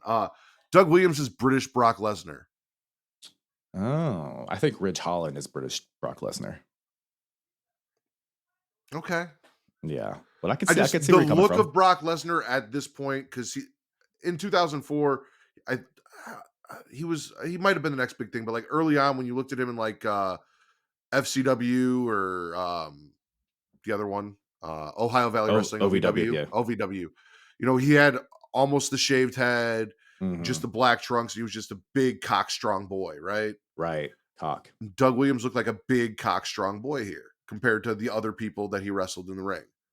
Yeah, no, facially I could definitely see it. Just very like veiny and sweaty, red. I could see the similarities for sure. But I do got a question for you. So Doug comes out. We might need to bring out the Telestrator again because the bell rings. Doug Williams does this. First round against Doug Williams, who defeated Chris Sabin with the Chaos Theory, and Williams trying to start out against Doug Williams. So a flying missionary of sorts. Okay, so real quick, she's gonna hate me for saying this. I've been trying to get my wife to do this with me for years, and we just cannot. I'm not. She would be CM Punk. I would be Doug Williams, clearly, right?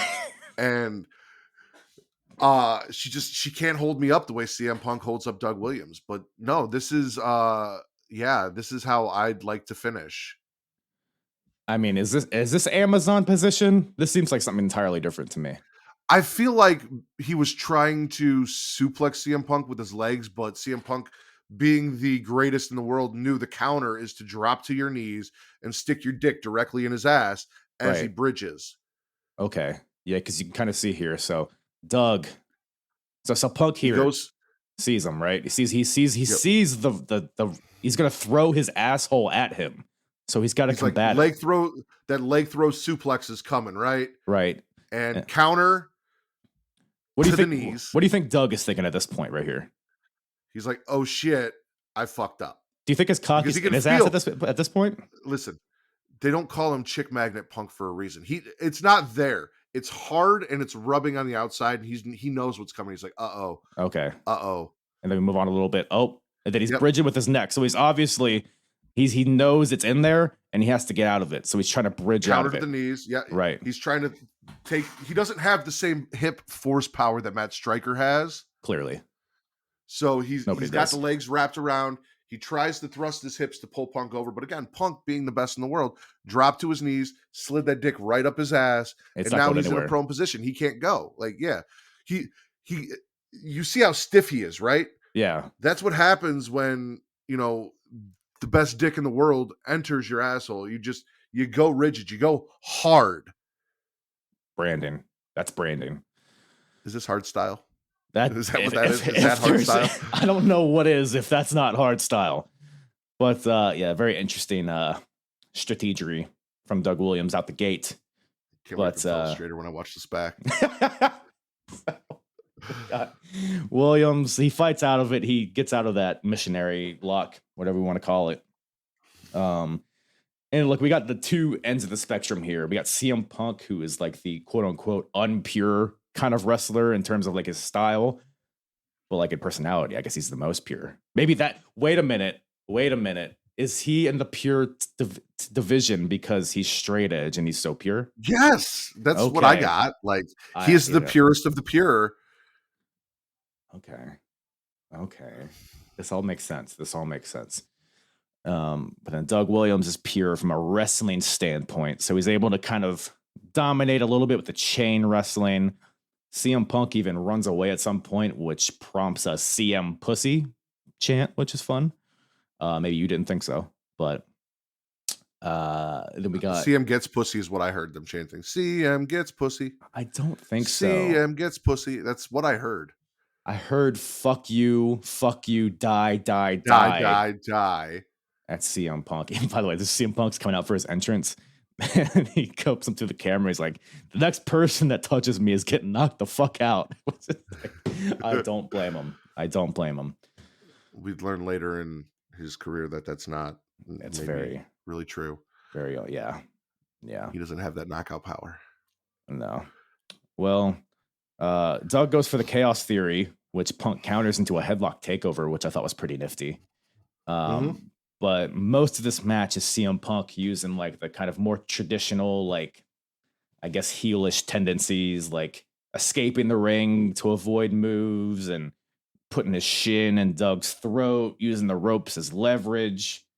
But, and that's able to kind of, I guess, lead to the victory for old Punker here because. Well, he was targeting Doug's knee because at some point Doug hurt the knee, right? Right.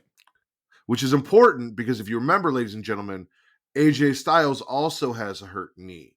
And that may or may not come, depending on if AJ Styles can overcome the unibrow lock and the Cockstain.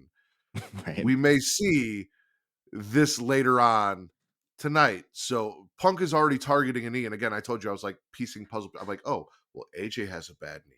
And CM Punk versus AJ, that'd be an amazing main event. And then CM Punk can target the knee, and then he can win. And CM Punk first ever pure champion, because I don't know fucking ROH title history. I don't know who the first pure champion was. I didn't either.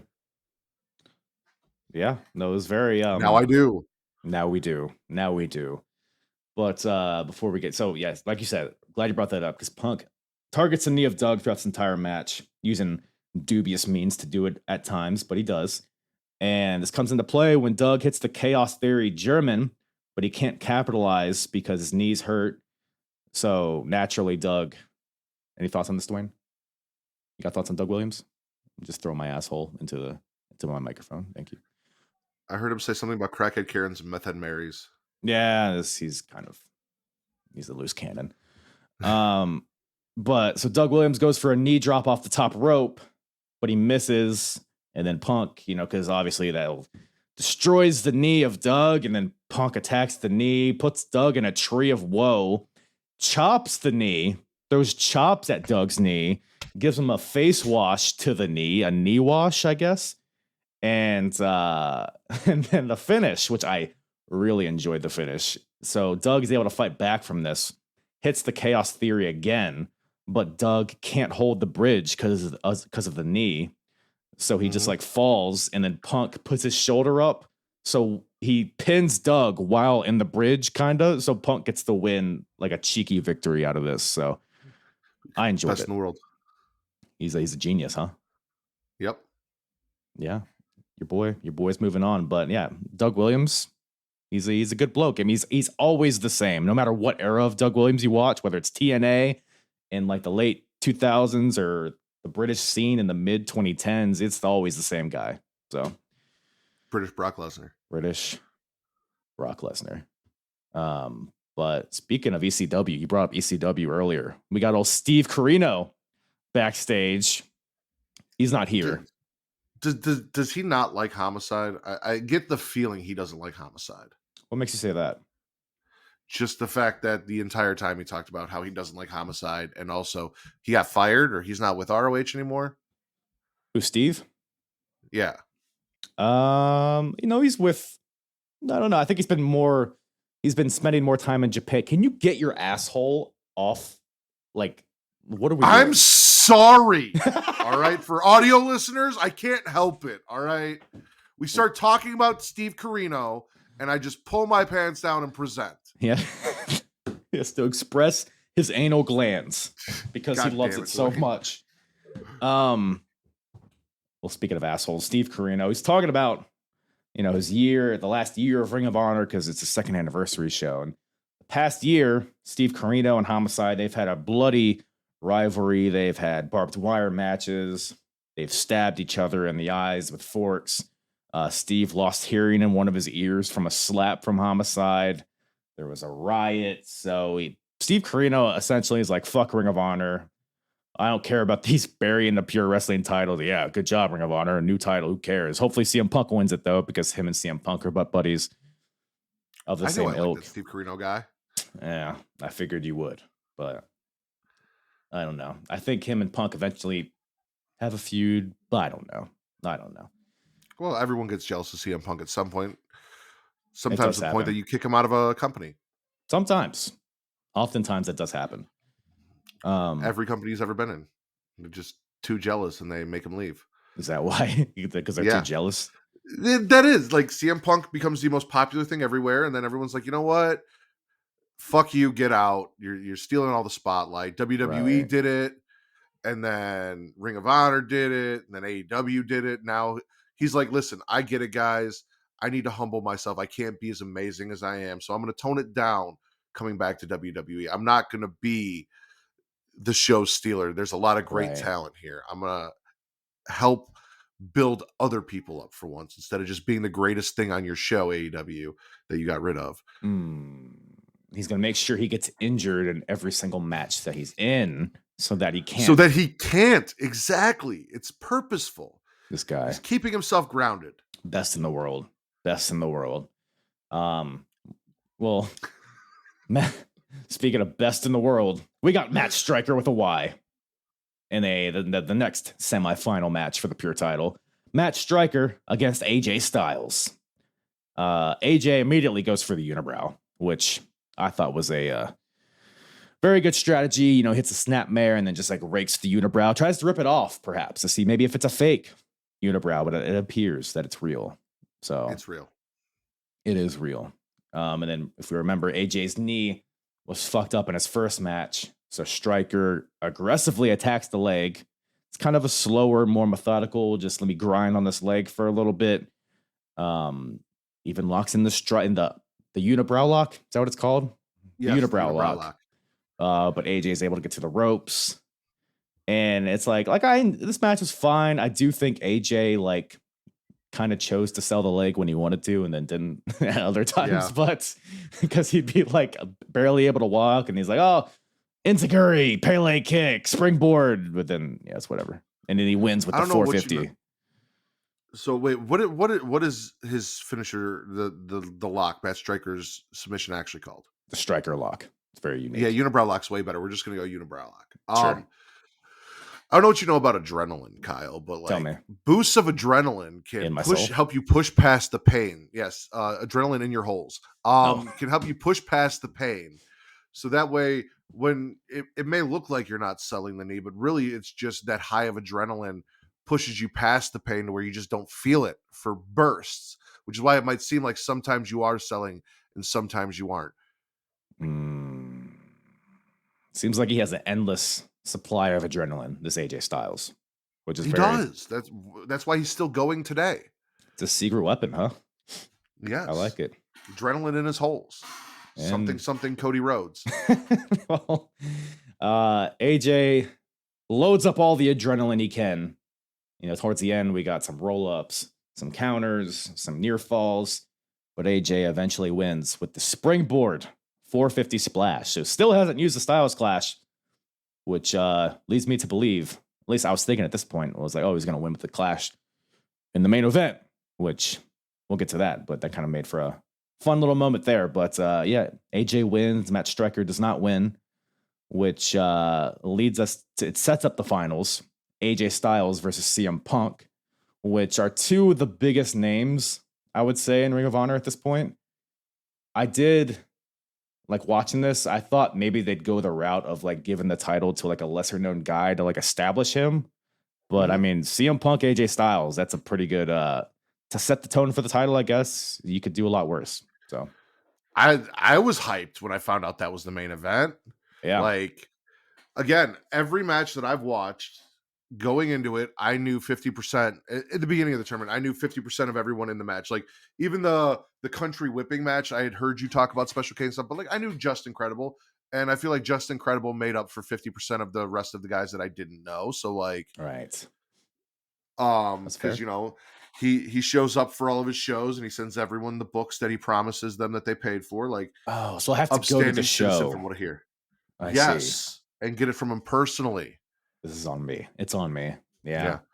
So no, I was like, AJ Styles versus CM Punk main event. That's fucking awesome. As someone who knows who both those guys are and really enjoys their work. Mm-hmm. Well, CM Punk after this backstage, he says a lot of shit. I didn't really note a lot of it, but there was one point where he's like, after I win the title, I'm going to have a Pepsi in one hand and Tracy Brooks on the other, which seems like a life to live, I guess, right? Dude, 2004, I couldn't ask for more than a Pepsi and Tracy Brooks, one in each hand. And I'm pretty sure Tracy Brooks and CM Punk were actually together at this point. I know he's dated a lot of women wrestlers, and Tracy Brooks was on that list of the slew of women in professional wrestling that he had relations with. Yeah. What do you think of Schoolgirls? At 37, it's fucking weird now. Like, yeah.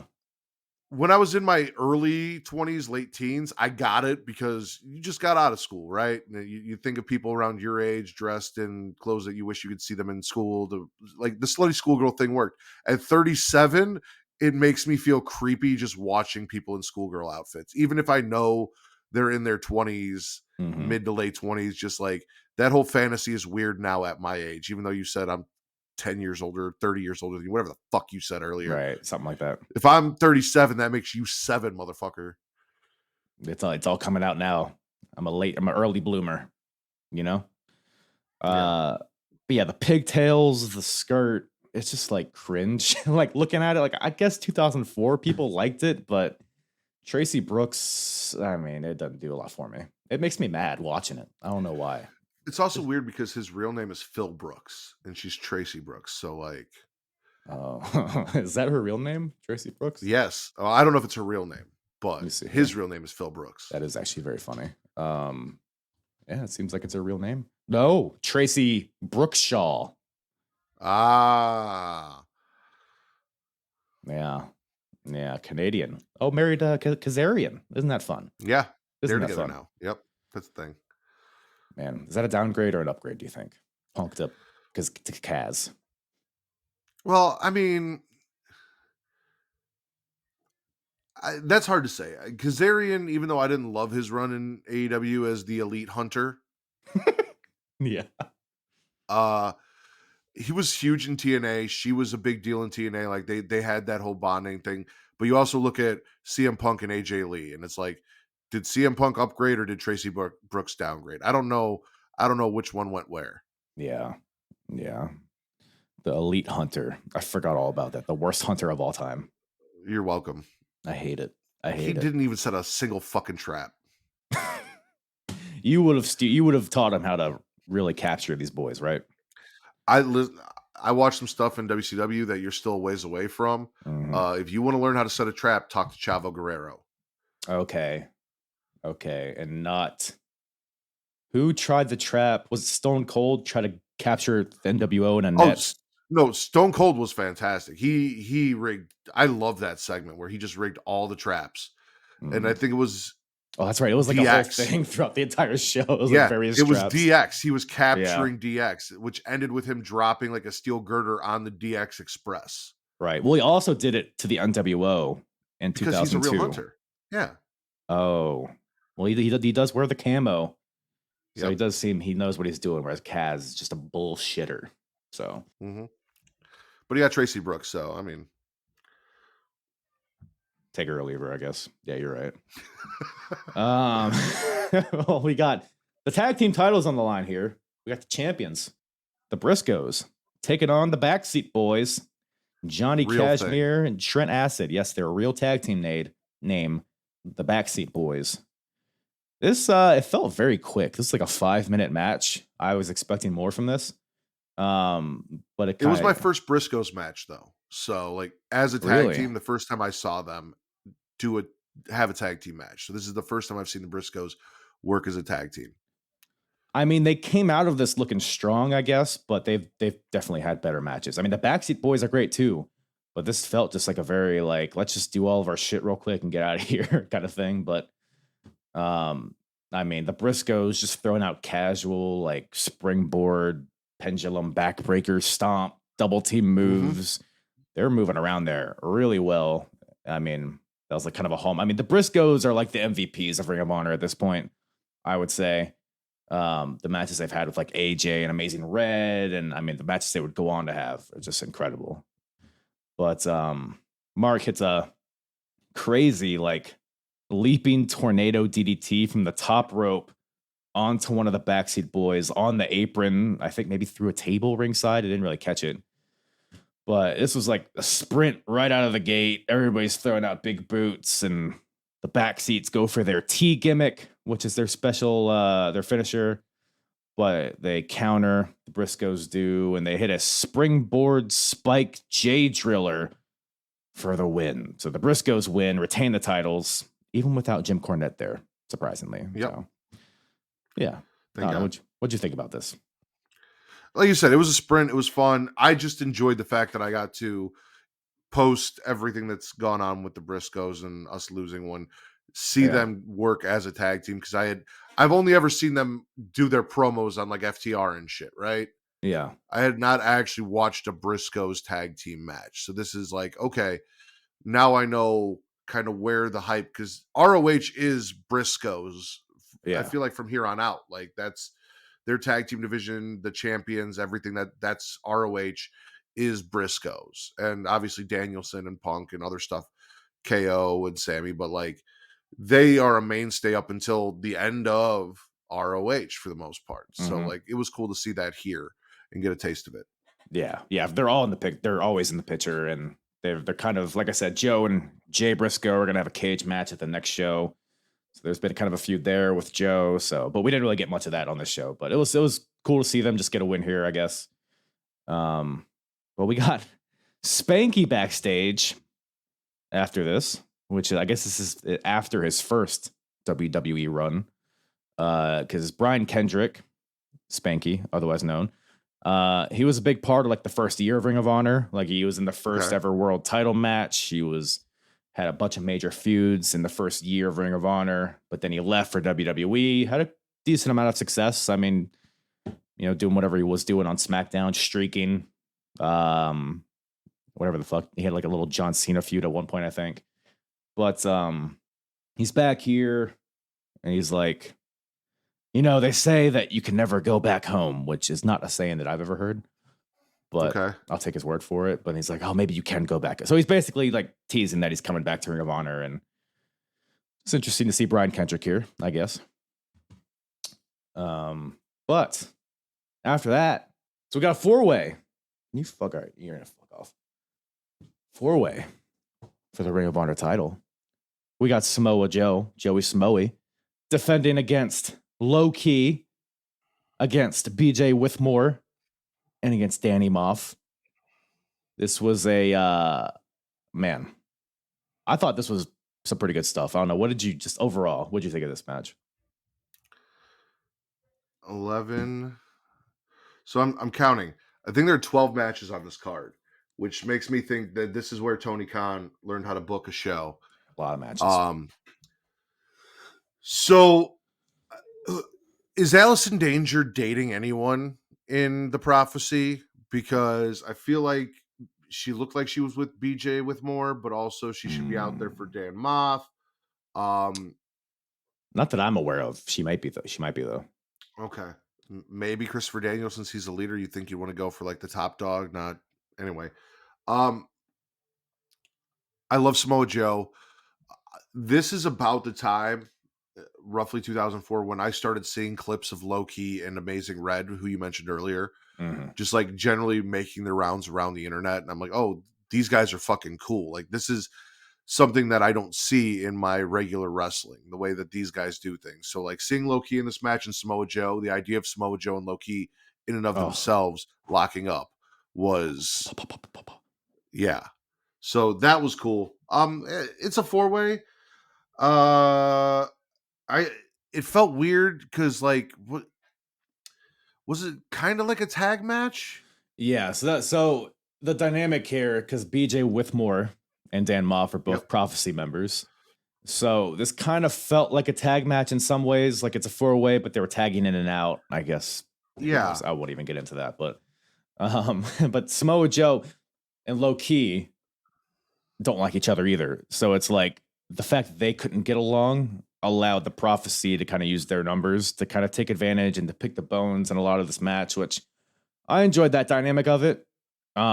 it's like Joe and Low Key were trying to just fuck each other up, but then BJ, Dan Moff kept interrupting.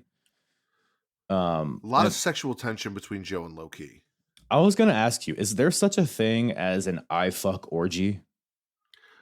Are you talking about the double submission I fuck orgy thing that happened where like Low Key had one of the two and then Joe had the other and they just kept staring each other directly in the eyes as they were choking the other dude out?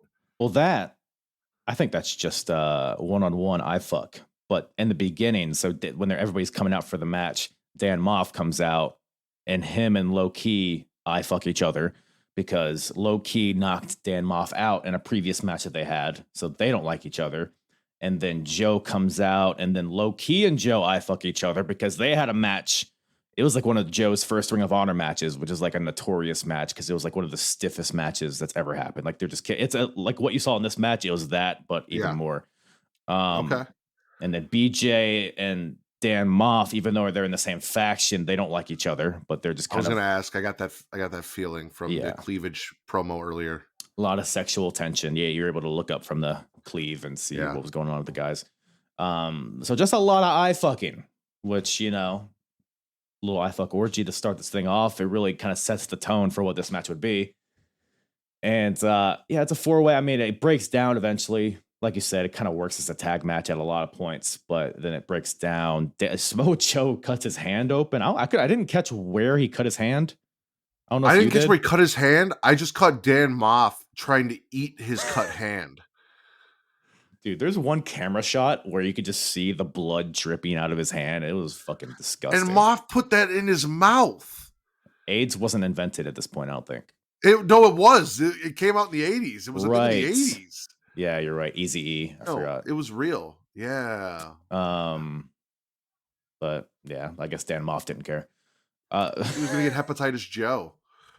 Hepatitis J up in this bitch. Yeah. What's up with the referee just whipping out duct tape? I guess that's the only option, right? Because he was trying to wrap Joe's hand and he's like biting the tape off. The ref's kind of doing it too.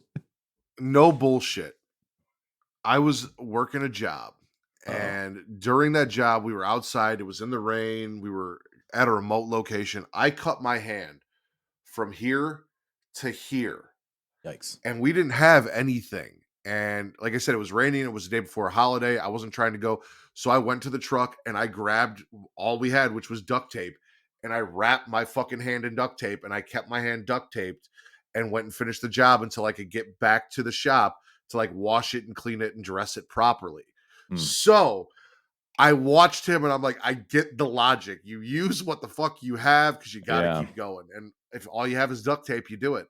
So I have serviced a wound on my hand that bled about as much as Joe's with duct tape, and it works. I mean, you're all about servicing gash, which is what your moniker is. The gash servicer. I wonder if I can make that one of my nicknames now that, because you can't give yourself a nickname, but now that you said it, I feel like I can call myself the gash servicer because Kyle said I was. I want you to use that on one of your shows. Just provide no context. Don't tell anybody why. You're just just make it your little nameplate or whatever. The gash servicer. I am the patron saint of podcasting, the Warden Matt Ritter, the gash servicer. Yes, that is you. That is you. What else happens here? Oh, dude, there was one point where Low Key goes for this, like it's like a springboard into the corner, and he usually ends with a kick. But Joe gets out of the way of the kick. Low Key lands on the second ropes, and Joe just bitch slaps the shit out of Low Key, like disrespectful. And then Key and Joe just go to town on each other, probably legit pissed, maybe. I don't know. At least in my head canon, he is. And I mean, that was the highlight of this match for me, was the interactions with Low Key, Samoa Joe, just the forearms, the slaps, the kicks. It just warmed my cockles, got everything nice and turgid and warm and full of blood, ready to unload. So I love your use of vocabulary. Thank you. Thank you. It's one of my many talents. But yeah, and then the prophecy, like I said, the prophecy comes in to kind of just blue ball you a little bit, but you do get a good amount of the Key and Joe stuff. Ultimately, and like you said, the part where Joe has a choke on BJ, Key has a dragon sleeper on Dan Moff, and then they look at each other, they fornicate with their eyes, They both let go at the same time, and they both keep going at it. Listen, the best time to finish is together while staring in each other's eyes. Oh. Whether it's a submission or I don't know how I didn't think about this because you said it's one of your many talents. And as soon as you said that, my first thought went to your amazing thighs. I should be trying the CM Punk Doug Williams thing with you, not my wife, because you have the thighs for it. Oh, okay. So are you Punk or Doug Williams in this scenario? I'll let you choose who you want to be. I mean, you have the thighs to really grip and hold on to me, so I feel like you should be Doug Williams, but I'm willing to, maybe the leg strength is there that you can hold me up. So I think it's just one of those things where we're just going to have to, whenever we meet, it'll just, whatever the feeling is, somebody will jump. Does your daughter have thoughts on this? We can go from that into like a Cesaro swing, and you can just hold me by the hips and spin me around. That's the visual. That's the visual we all needed. But yeah, eventually, I think Dan Moff spears low key out of the ring, and then Joe locks in his coquina clutch choke in like a camel clutch position. Joe wins by choking out a BJ. I mean, what more can you say, really? Wouldn't it be funny? We just ended the podcast there. Fuck the main event. Joe wins by choking out a BJ. Show goes off air. Choking on a BJ. Well, Joe retains, so that's all fun. A really fun match. I mean, for what it was very entertaining. Yeah. But that leads us to the main event. Pure rules. Sure it's main event? Because I've heard that the main event doesn't have to be the last match on the card. The main event could just be any match anywhere on the card. Main event's kind of a thoughts. It's kind of a mindset. You know what I mean? Like, I'm sure Justin Credible, Aldo Montoya went out there with his strap and was like, this is the main event right here. So, okay. It really is. Country whipping match main event. Well, there's no whipping. There's country because AJ Styles, but there's no whipping. I don't think. We'll see. But this is pure rules, and it's to crown the inaugural Pure Wrestling champion, CM Punk versus AJ Styles. Why you booing there, Matthew? Because CM Punk should have been the inaugural Pure champion, and he wasn't. You think so? CM Punk with his basketball shorts, his greasy hair, his jacket. You thought straight edge. Damn, you know what? I forgot. I already forgot. Purest of the pure. That's God. Well, we don't get that here, unfortunately. But the journey to crowning the first pure champion, AJ Styles, was fun. Look, so it's pure rules. Like I said, 3 rope breaks. Once you use them, you can't use anymore. 20 count on the outside, and then no closed fists. So they right out the gate, they're like trying to put over those rules. Like they collar and elbow tie up. Like they roll out of the ring while still in the tie up, and then the count gets to like 16 or 17, and they both sprint back into the ring. Such a long time. It's a lot. It's the art of grappling, Yeah. But my takeaway here is that I think the ref kind of fucked over CM Punk in this match. I agree. Because there's a point where AJ has Punk in like a wrist lock, and then Punk does the deal where he grabs the top rope and flips out of it. But the ref deems that a rope break. What are your thoughts on that? It's not a rope break. It's not CM Punk should have won. He exhausts one of his 3 rope breaks right out the gate on accident, which I think is bullshit because he could have, but it's the whole thing. And we'll actually get to that because the rope break actually comes into play in the finish. But both these guys really exhaust all their rope breaks within the first couple minutes. STFs. Like unfairly exhaust one of the rope breaks. We get like AJ locks in like a tarantula type of move in the ropes, but the ref says that is Punk's rope break that he's using, even though AJ's putting in an illegal move, which was also bullshit. Yeah. So the fix is fucking in, Kyle. It's a conspiracy. Really is bullshit. But if only there was a society of straight edge people that could be here to take care of him, because Tracy Brooks was not that for him. We need Festus to come in here and kind of just lay the law, ring that bell, and then it's over for everybody. But yeah, I do like, because you brought it up before, you can feel like the that each guy's been in 2 matches already thus far. You could feel the kind of grueling nature of this match. It's a little more like, not slow, but at least in the beginning, it's like everybody's like, you could tell they're like one move away from losing, seemingly. I say that, but AJ hits this big discus clothesline, but only for a 2 count. CM Punk hits the Shining Wizard, which this is before the GTS, so the Shining Wizard was kind of his finish at this point. But that only gets a 2 count.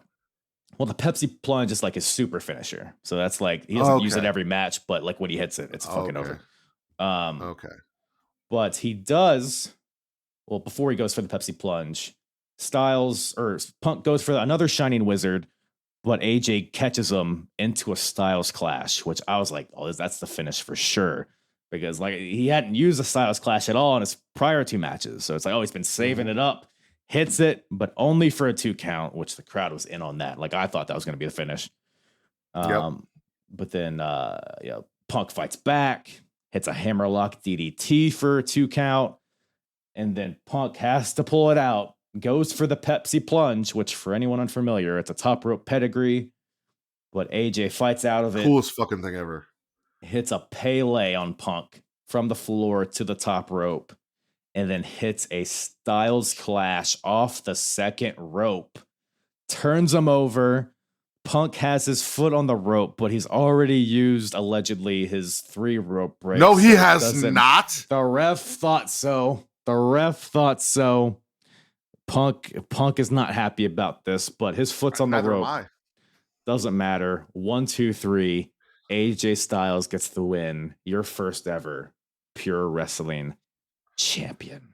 And in all honesty, bullshit aside, CM Punk gimmick bullshit aside, this was a really fun match. Like you said, that first Styles Clash, I was like, oh shit. Because again, I noticed that I hadn't seen him use it. You actually taught me something. I didn't realize that CM Punk used the Shining Wizard as like an everyday finisher. Yeah. So I guess I didn't have that connection. I'm just like, oh yeah, he does a Shining Wizard. That's cool. I like that move. But yeah, no, it was a really good, fun match. Well paced, well done. 2 of the best. Maybe not at this point, but will be 2 of the best. In a short period of time, going at it, and I enjoyed the shit out of it. Yeah, I mean, probably the physical primes of both these guys. I mean, still, even very early on in both of their careers, still amazing. Probably the best indie workers at this point. And I mean, AJ at this point, he's already been like the NWA champion in TNA. He's already fucking faced off against like Lex Luger and shit. Like he's already a big deal over there. And then CM Punk is like the notorious. Everybody knows him. What else was it? Yeah, so AJ Styles wins, and then the crowd fills with people to congratulate him. But then Samoa Joe comes out, the Ring of Honor World Champion, and he's like, "Listen, son, that belt means nothing because the only reason that you're champion is because I'm the world champion." And AJ's like, "Hey, listen here, fella. This title means everything to me. One day I'm gonna win your title," or something along those lines. Audio was kind of sketchy here. I didn't really hear what they were saying, but I did, and what I heard was, "Hey AJ, how's Wendy?"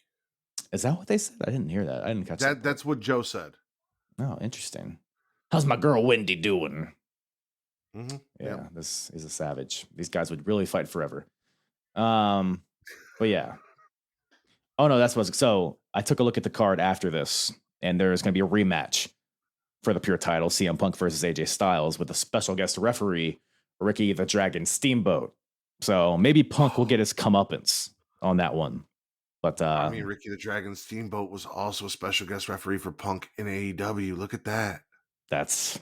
Yeah. It all comes around. And for all you Punk deniers, Ricky the Dragon Steamboat is the most pure, outside of maybe Rey Mysterio, the most pure babyface in all of wrestling. And if he's a Punk guy, how can you not be? Well, is he a Punk guy, though? He is. He is a Punk guy. Okay. Well, we'll see. But yeah, so and then we got some bullshit at the end. Cole Cabana's here. He's doing shit. And then there's more flashbacks, which, whatever. Did you happen to watch the flashbacks at the end?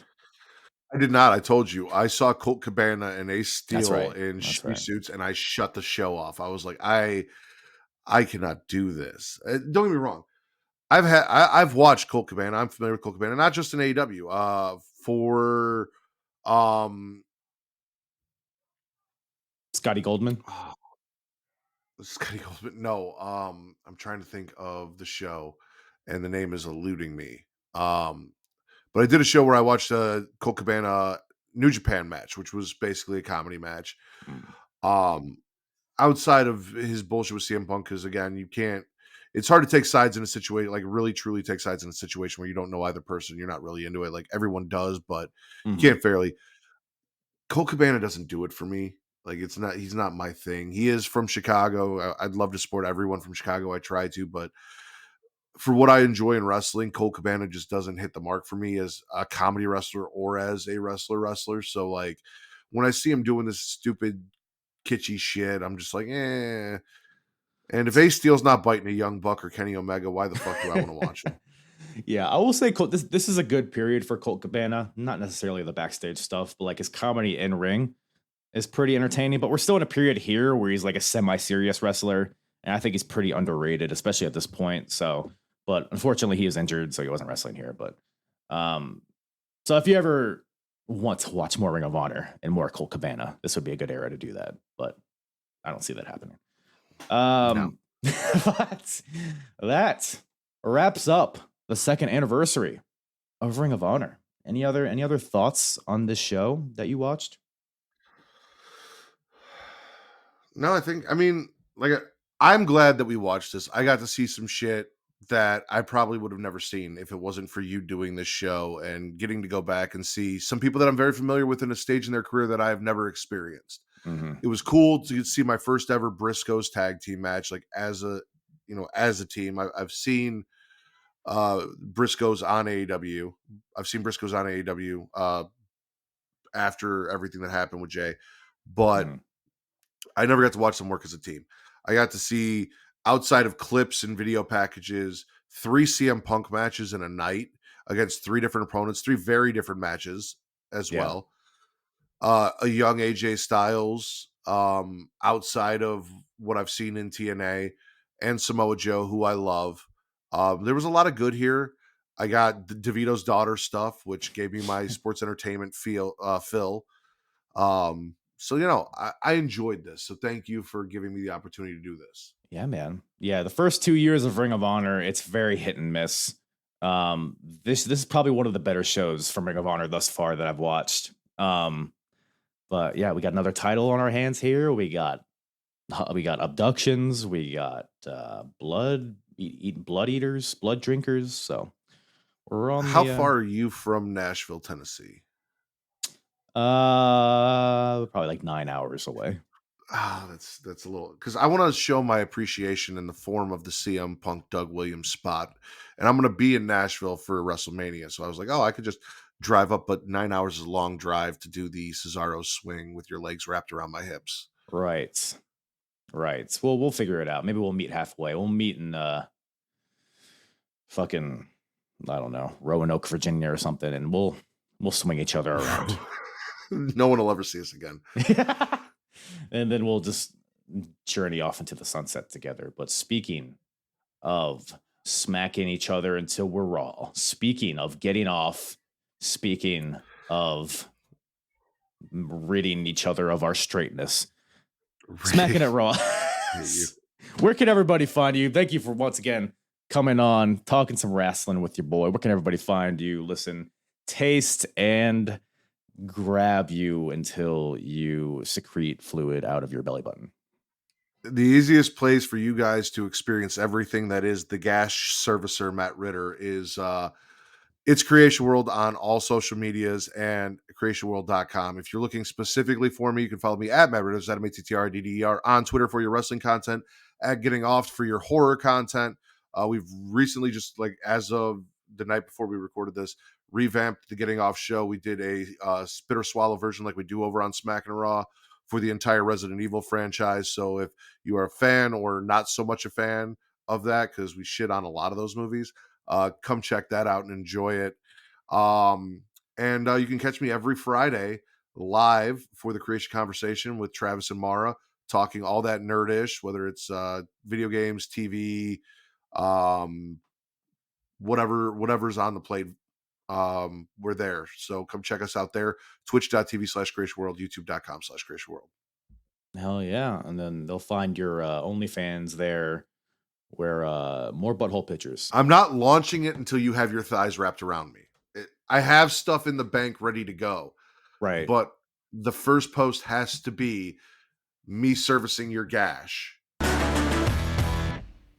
Once again, thank you to Matt for joining me on this episode. Always a good time with my boy, Pretty Ritty. Go check him out. Go check out Creation World, YouTube, wherever you listen to podcasts, on Twitch. I shouldn't be banging my desk as I'm doing this. This is not good for the audio, but it's great for emphasis. Go check them out. Yeah. I forgot where I was. Where am I? It's a very rainy day. It's making me a sleepy boy. Just want to take a nap right here. What you doing this? I hated that. I hated whatever that was I just did. I think we're about done here. Follow me, subscribe, follow, poke, tickle, kiss. Do all those things to me. And you, most importantly, have a swell old day. Thank you guys for tuning in. Love ya. Appreciate you. Appreciate the support. Mwah. Mwah, mwah, mwah. Mwah. I'm hard. Yeah. It's the hardest. Talk around and disregard it. Strip you off the ground, show you what heart is. Standing strong and proud, nothing can knock it. Let's get it started. It's the hardest. Talk around and disregard it. Strip you off the ground, show you what heart is. Standing strong and proud, nothing can knock it. Let's get it started.